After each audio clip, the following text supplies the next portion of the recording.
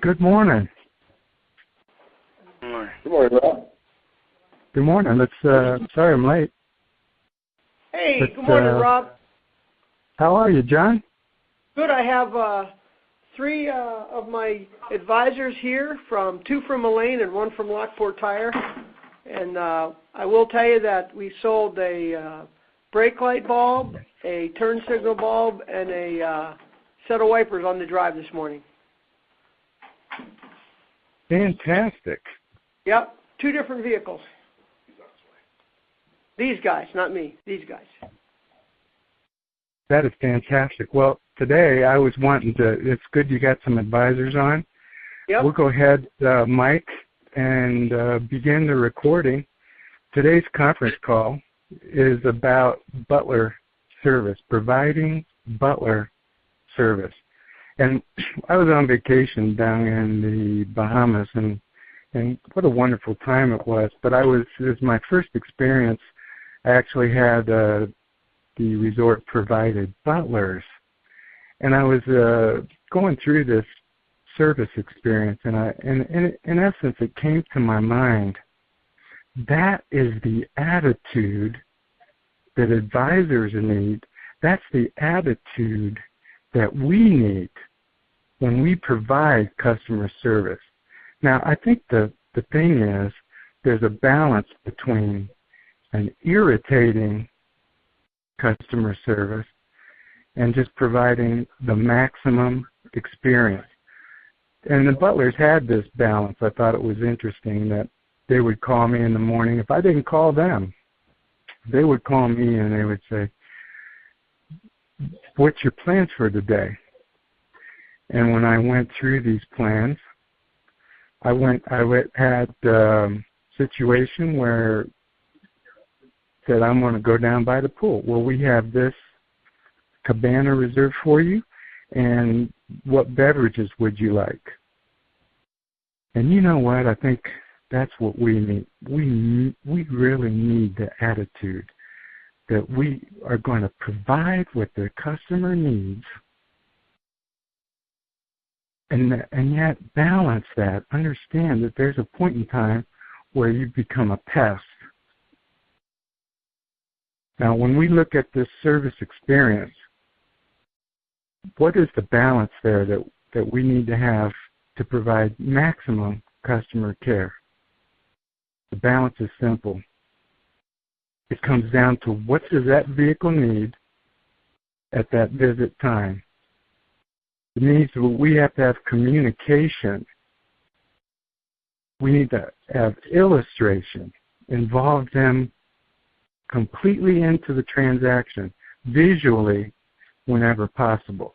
That customer's there, and you involve them visually in what that vehicle needs, guess what? That transaction is more likely to be completed. So when you take this time, if you have the cell phone, and I know the iPad technology is coming on board with almost every manufacturer. Matter of fact, we're meeting with an iPad provider Friday as a company. They're showing us the multi-point inspection, electronic, immediate customer satisfaction index surveys, scheduling, all the issues we need to provide maximum customer care. When you answer the phone, is it service? Or are you one of these guys that say, "Service, how can I help you?" Well, if you're in that mode of thought, if you're in that area of service, it has to change. More importantly, for the customer than anybody else. But we need to have the attitude, the desire, the capabilities to go up and take care of a customer in a manner that's professional, precise, and involved. This iPad technology I love. I think most smartphones now have this technology. You could take a photo of a bad part, take that image, text it to a customer, and involve them in the repair. Hey, John, I got your car into service and the water pump's leaking. Could you come down and look at this, or would you like me to text you a photo? That's the kind of involvement we need. We have to have the inner desire that the customer care is the only reason for our being. We need to understand what that customer needs to be involved. When you schedule your appointments, are they all booked up at 8? Walk into your service area, your customer lounge, and look at the waiting area right now. Is it the same as it would be at 2:30 this afternoon? Or would your waiting area be empty? Would you have everybody scheduled in the morning and then say that, yeah, that's when everybody comes in? Well, what is your chance of providing a wonderful customer experience with a client that has 15 waiters show up at 8 o'clock? Is your team able to do it and still maximize that customer experience? No way. Yet all across the United States, that's how it's scheduled. Well, I can't schedule staggered times. This is the car business. Well, I'm going to challenge everybody today and say, I can't. Isn't a part of it. I will stagger appointments 15 minutes because that's the only way for me to maximize the customer experience. That's the only way for me to provide proper care. It's the only way for me to notify, have the time to notify the customer of what that vehicle needs. Every time, every car, same format, no change. This is the process. They come through it, they go out. When we can achieve that, then we're providing the right customer care, the Butler experience, that we're there when we're needed to provide what's needed and not be a pest. You know, I found a common thread in successful service departments in the, 30 plus years of management. And that common thread comes down to one main thing: passion. To have the passion to go out that you will achieve the ultimate processes, that you will benefit the customer and schedule appropriately, that you understand the critical nature of providing positive, maximum customer care. The passion to do it right. The passion to not accept anything less from your staff, from your technicians, from your advisors, and yes, even yourselves. The desire to do it well is a part of passion. But to not accept today as status quo, that's the way we've always done it.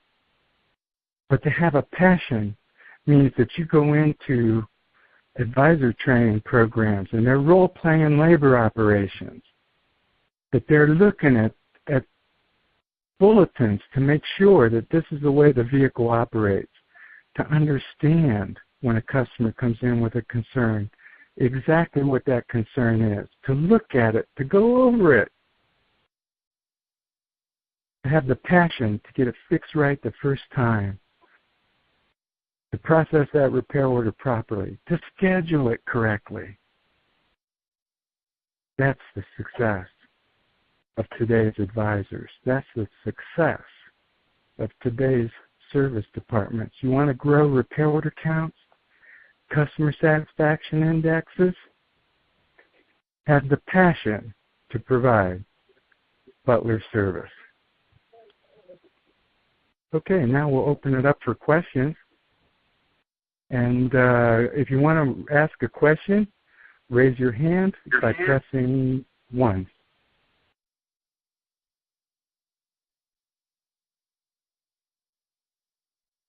Okay, Mike, do we have anything? No questions right now. Oh, there's John. I think one of John's guys got a question. Go ahead, John. Hey, Rob. Yes. You talked about passion and you talked about scheduling, and I just wanted to get your thoughts and just share quickly with you that we happened to be in a location a week ago, and literally there were about 18 customers on the schedule when we went in, and throughout the day there were globs and just people were just piling in at 8 o'clock. Then at 11 o'clock, another pile of customers. Then at 1 o'clock, another pile. 18 customers scheduled. By the end of the day, there were over 100 customers through the door. And to our surprise, the first thing that someone said was, people just come whenever they want here. It's been that way forever, and it's always going to be that way. And what we found that was happening was, and that's why I'm bringing it up, is there were a handful of folks that would just pull in, but we realized that when we had other folks in the store answering the phones, they were saying, bring it right in and hanging up, bring it right in and hanging up. Other people were saying, well, bring it in the morning. Other folks would say, first come, first serve. We had people that were taking appointments over the phone, writing the information down and getting busy and forgetting to enter it into the scheduler. And then the thing that put the lid on it, the icing on it, was that when we did make the appointments, people were scheduling 6, 7, 8, 9, 10 people at the same time throughout the day. So we'd have a whole bunch at 8, a whole bunch at 10, and then we actually had one person that said, well, it's first come, first serve, but if you really need an appointment, bring it in at either 11 or 1.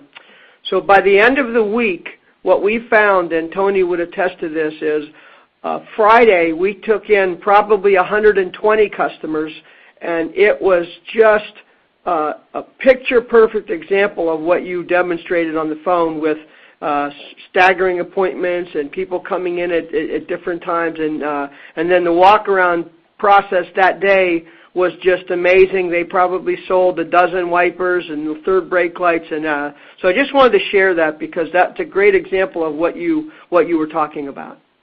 Well, John, thanks for sharing that. And you know, the amazing thing to me is these people that have done it wrong for a long period of years, guess what? It only takes a few days to turn that around. Your appointment is at 10:45. Stagger them 15 minutes. And then you have a leg up. You see, one of the problems we have in the service business, in my view, is that something broke. Something broke. They don't want to be there for maintenance either. It's not a joy to take the car to the dealership. And yet, when you multiply, that's strike one, and then you multiply poor scheduling, poor telephone courtesy, and just the other things that happen in day out dealership worlds, you have to have the processes ironclad. And even then, you're going to have curveballs and you're going to have bumps in the road and things that happen, but they will be far fewer and far less aggravating. Great point, John. Thanks for sharing that. Welcome. Anyone else? Just one, and I'll tell you what, I really appreciate comments on these calls, really do. If you have any comments, feel free to share, open it up. What's the advisor world, or what issues are you having in your dealer today? We'll take a few minutes, discuss the need, and We value the input from others.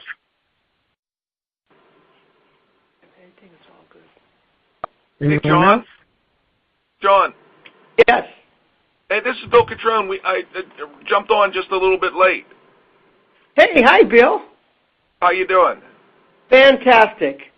What did I miss so far? Is it something that maybe I should try another conference call to start from the beginning, or? Well, John, what we do with that is this call's recorded, and then if you miss the call, you can actually listen to the call in its entirety. Mike does that towards the afternoon of the same day of the call. So that's a wonderful question. So you can hear this call in its entirety because of the recording, and Mike sends those out regular basis. So as long as you're signed up for the call, you're good to go. Okay, so I'll get it later on today. Yeah, at your convenience, Bill. That's fine. Okay. All right. Great hearing your voice. Thanks. Bye. All right. Anyone else have a question? Tony, go ahead. Yeah, I'll tell you one thing I noticed going into dealerships, especially ones that have quick lube programs set up.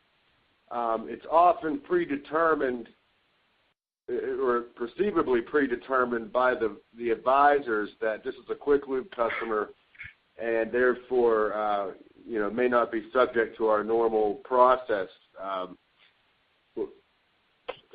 I guess what I'm getting at is, do you think that as a general rule of thumb that, when we provide Butler service for our clients and try to provide the same customer experience to every client that walks through the door, should we be making that determination right away or after we've sort of gotten them through the experience? That's an excellent point, and I'll tell you, I'll address it in this manner. The other side of that question is they say, well, if you get a vehicle in that's in poor repair, do you still write everything down and inform them of what that vehicle need is? And the answer to both questions is, yeah, you do a walk around. If you don't do a walk around on an oil change, do this. Take this exercise. If that vehicle needs a set of wiper blades and there's no walk around, do you know how much time is wasted by the technician to if they're even going to mention it, to get price and availability and customer authorization? You lose as much time to try and track that down as it would be to do the oil change service. And then watch this, listen to this one. If that air filter's bad, would you like me to put a new one in there for you? That's 4 seconds.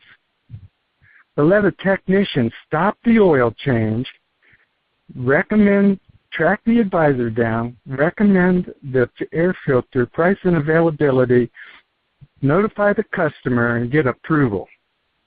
It's crazy. 4 seconds or 15 minutes. So, you got to do a walk around on an oil change, or you could literally double or triple the time it takes to get it done. Good point, Tony. Thank you. Yeah, thank you.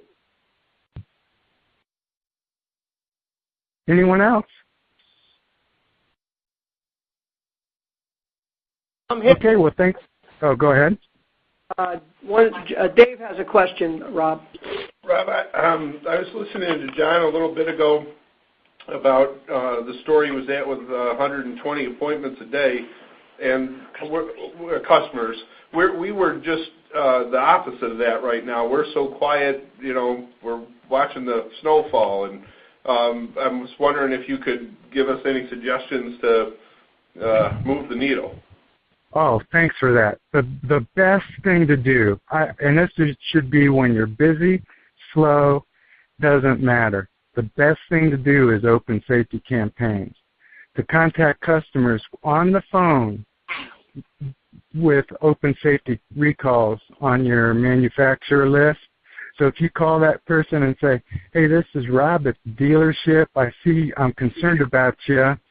Your vehicle's on a safety recall campaign. Please call us immediately so we can get this no-cost repair lined up for you. And also right now, everybody's concerned about fuel economy. So if you contacted your customers and said, hey, I'll tell you what, for our customers only, as our way to show our appreciation, bring your vehicle in and we will do a multi-point inspection, make sure you're getting the most out of every gallon of fuel you're buying, and we'll top off your fluids.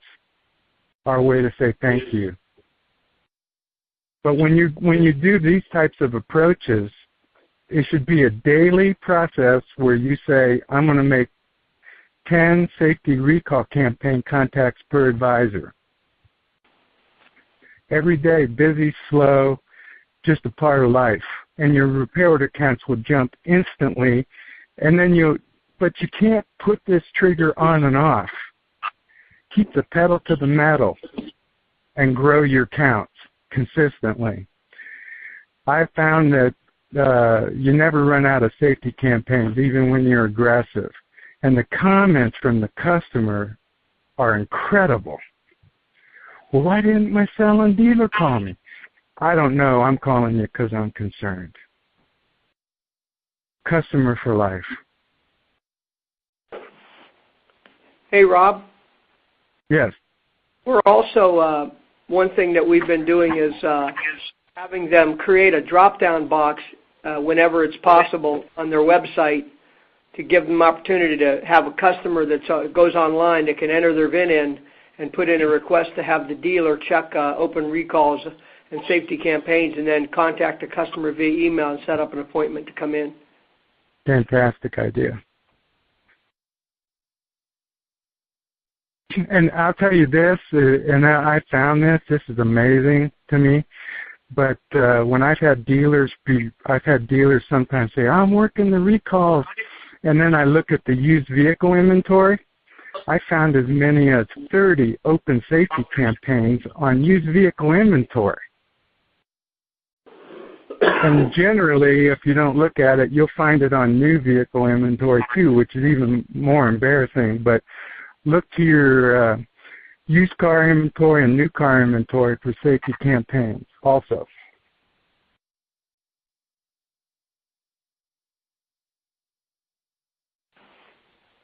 Anyone else? Great comment. Thank you for bringing that repair order count concern up. Because when you get people concerned about safety in your service base, they're more likely to buy maintenance and other repairs they need. If they're in the service base because you got the lowest price oil change, guess what? They decline everything. So the safety campaigns with good customer intake processes bring in a ton of work, not just the 3/10 recall. Okay. Anyone else press 1? All right. Great call, everybody. Thank you for attending, and we'll talk to you next week. Thanks, Rob. Bye-bye.